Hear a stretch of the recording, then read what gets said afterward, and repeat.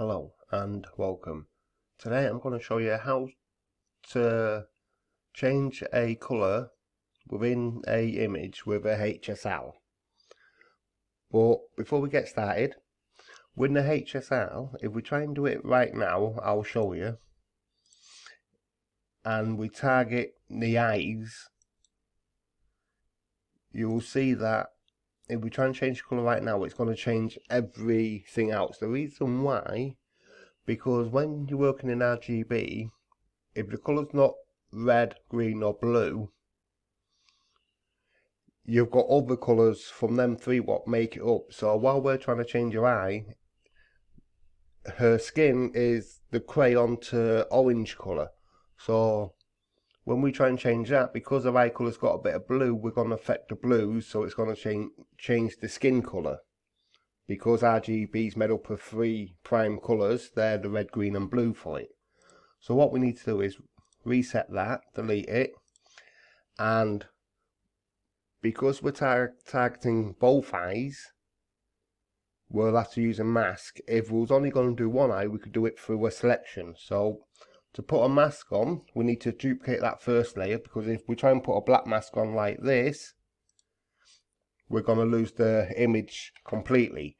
So if we Control and J to duplicate it, and then come back down to our layer mask and hold Alt, and then click on the mask, it gives us a black mask. So the layer we've just duplicated is now completely masked out. So to get the eyes back, what we need to do is come to the paintbrush. You can get it by clicking B or coming over to the panel on the left hand side and clicking on the brush, and then make sure we've got the white selected, because white on the black will reveal what's underneath it. And on our eyes, if we just get our brush and click on the eyes, if you need to make it bigger or smaller, you can use the bracket keys. It's next to the return on the right hand side and just under the plus and minus, and I'm just going to extend that once, then click on it. Now if we go to, I'll change from brush to my move tool and click on the adjustments and go to HSL, it's going to put it above it. What we need to do is just drag that in and drop it in next to the mask. Now if we choose our eyes again now, because we've got a mask, when we change it, it is affecting the whole image, but because that whole layer is now masked out, it only affects the eyes and not the rest of it, as you can see. And we can change them to whichever you like, so I'm going to stay there. But with a HSL, while we've just done the eyes, I'll close that off.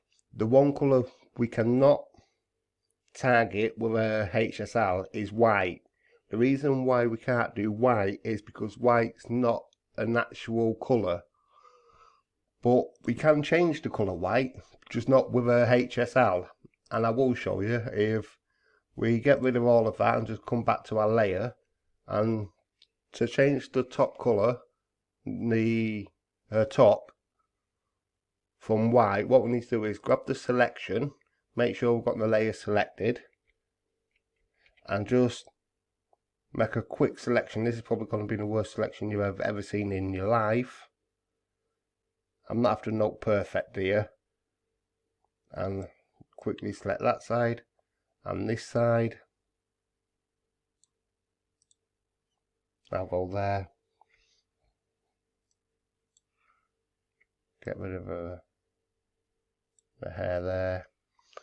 And what we need to do once we've got the selection is come up to the layers. Oh, come on. And go to new fill layer. And we'll have that colour.